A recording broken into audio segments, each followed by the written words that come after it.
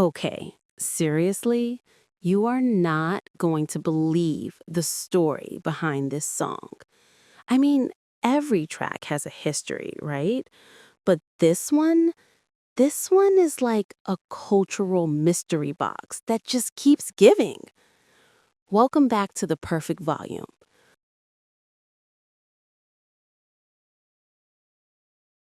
If you track electronic music, especially the heavier stuff, you might know this dark anthem called For Hawwa and Aimina. Mm-hmm. Or you might have seen it floating around with the tag, struggling for Nirvana through. Exactly. But what you might not realize is that this track, it's not just a piece of, brilliant production. It's less of a song and more like a cultural time capsule. It's a story of a really dramatic translation. I mean, not just linguistically, but artistically. You have this dark, modern electronic track. Yeah, we're talking deep, unsettling stuff. Witchhouse, Hardwave, that whole aesthetic. Right, and that sound began its life as the final, profound, spiritual farewell of a poet who passed away thousands of miles from his home. And that's our mission for this deep dive. We have to unpack the song's two lives, the sacred traditional one, and then this powerful global sonic one. You really have to get why it resonates so deeply. So let's start at the beginning, the cultural cradle, the sacred life it was born into. Exactly. To understand the gravity of these words, you have to go to their origin. The Maldives. Which most people just think of as, beautiful beaches. Of course. But the islands have this incredibly deep, rich cultural history. And it's all anchored by the Dhivehi language. And Dhivehi is fascinating, right? It's an old Indo-Aryan language. That means it carries centuries of linguistic history. It really does. And visually, it uses the Thana script, which is so unique. You see it and you immediately know it's distinct. It reads right to left. Right to left, yeah. And the script itself is a complex mix. Some characters come from Old Arabic and Indian numerals, all adapted just for this language.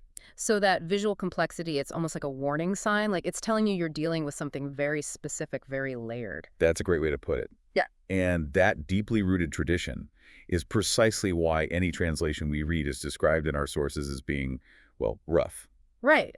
I mean, if the language and the script hold that much history, doesn't that just inherently risk completely misrepresenting the poet's original intent? That is the core conflict, yes. The sources are very clear that the English versions, they just can't capture the nuance, the layers of meaning, the echoes that exist in the original Dhivehi. The whole spiritual weight of the poem is tied up in those specific words. And in the form of the poem, this is key, it's a Madhaha. A Madhaha. What does that mean exactly? It's not just a poem. A Madhaha is a traditional spiritual or devotional song. In Maldivian culture, this form is saved for the heaviest of subjects. So not for light entertainment. Not at all. It's for when you need to express profound faith or deep philosophy, or in this case, this kind of terminal sadness and resignation. The choice of the Madhaha form immediately tells you this was meant to be profound, existential. A tool for grappling with the biggest questions. Precisely. And the person asking those questions, the man whose reflection became his final word, was Hassan Shifaz. But everyone knew him by his nickname, Pinkey. That's right. And if we just, slow down for a moment, take in the context here, the weight of this poem becomes almost unbearable. He wrote this final meditation, just before he passed away, while he was in Syria. Think about that. It's just, it grounds the whole thing in this incredible tragedy and urgency. This wasn't some philosophical exercise he wrote in comfort. No, this was a person facing the end, thousands of miles from his home, using his deepest cultural tradition, the Madhaha, to say goodbye. And when you look at the fragments we have, you can see that philosophical gravity at work. He's confronting his own mortality, but also something more, the potential for meaninglessness. He questions his own mind, his own legacy with this intense scrutiny. The text shows him searching for something that will last. He asks, are there no verses here? Think. It's like he's searching for proof of permanence in what the source calls his questioned gardens. His own imagination, his own creative output.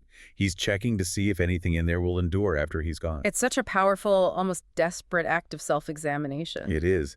And then he grounds all of that abstract searching with a very specific, personal, agonizing loss. The poem is titled, For Hawwa and Aimina. And he says it directly. Aimina and Hawwa are no longer in my life. This very personal sadness becomes the the catalyst for the universal conclusion. But he doesn't stop at private grief. This is where the Madhaha form demands that he elevates the moment. He has to turn it into a universal truth. Right. He connects his own experience of loss directly to the inevitable cycle of all existence. It's the ultimate stripped-down reflection on fate. He describes the cycle with such raw, visceral simplicity. From dirt, sperm to being, and perish back to dirt. I mean, it's incredibly grounding. It removes all the complex mythology, all the religion, and leaves you with just the biological, inescapable truth. And that description, from dirt back to dirt, that is the perfect philosophical reason for the electronic track's famous tag. Struggling for Nirvana through. The whole poem is about that struggle for acceptance before the clock runs out. The path to peace, to Nirvana, is just accepting that physical cycle. And what's so fascinating here is that the poem held so much philosophical weight that the traditional gentle Madhaha form, it almost couldn't contain it anymore. The sheer intensity of Pinkey's final words, his resignation, it demanded a new vessel, something that could project that feeling to a modern audience. It needed a sound that mirrored that existential weight, not just quiet contemplation. And this is the moment the story just shifts dramatically. It makes this incredible leap from ancient tradition to the sonic underground. The version that really launched it, the one that turned it into this global touchstone, was uploaded in 2013. By the YouTube and SoundCloud account Mabritani. And that upload was the perfect artistic reinterpretation. The producers who made it were incredibly sophisticated. They matched the poem's profundity with the power of these electronic genres. Specifically Witchhouse, Hardwave, and Dark Ambient. Exactly. They built this intense, melancholic, and at times, terrifying oral landscape. We hear those terms, Witchhouse, Hardwave, and they can sound pretty niche, but they're crucial here. Can you break down what those genres actually bring to this track? Absolutely. So Witchhouse, for example, it's defined by these incredibly slow tempos, heavily filtered synths, and often this deliberately occult-inspired aesthetic. So it creates a feeling of dread, like time itself is stretching out. Exactly. And Hardwave, on the other hand, is just vast and emotional. It uses huge digital reverb and these detuned synths that create a sense of an immense spiritual void. So the Witchhouse slows the pulse to match the inevitability of death, and the Hardwave creates the sound of that existential void Pinkey was staring into. It's a brilliant sonic match. A perfect one. It really is. And if you listen to the track, the sonic elements are designed to be physical manifestations of the poetry. Let's talk about the low end, the bass lines. Oh, yeah, They're not just deep. They're a physical presence in the room. They feel heavy. The sources describe them as the weight of inevitability, and that's exactly it. It's like the earth itself is pulling you down. And this is the moment the music literally embodies the philosophy. That physical vibration, that overwhelming low frequency, it perfectly mirrors Pinkey's verse about perishing back to dirt. It's the sound of gravity, of fate. It's the final consequence of existence, translated into a bass drop. And then you have the vocals, the fragments of the original Madhaha. The producers didn't treat them like lyrics to be heard clearly. No, not at all. They're sound elements to be felt. They processed them until they were almost inhuman. These distant echoing. The source calls them tormented whispers. It's a phenomenal production choice. It's the sound of the poet's consciousness, maybe his ghost, trying to break through the static of this electronic world. But it's not an angry sound. No, the mood is one of profound resignation, a melancholic acceptance. It captures that exact struggle for peace before the end. It's the sound of the poet still searching his questioned gardens for verses. And this is where the journey just reaches its peak, because this track gained serious, lasting international traction on all these platforms. Even though the vast majority of the global audience had absolutely no idea what the DV language was saying. Which raises this profound question about art, I guess. The power of sound over words. Right. The raw emotional energy they engineered with the Witchhouse and Hardwave production was so immense, so universally expressive of struggle and resignation that the message just transcended the language barrier completely. It proved the universality of existential grief. It took this very specific, deeply private Maldivian story. A poet's final farewell in a traditional spiritual form. And gave it a sonic language that anyone could relate to.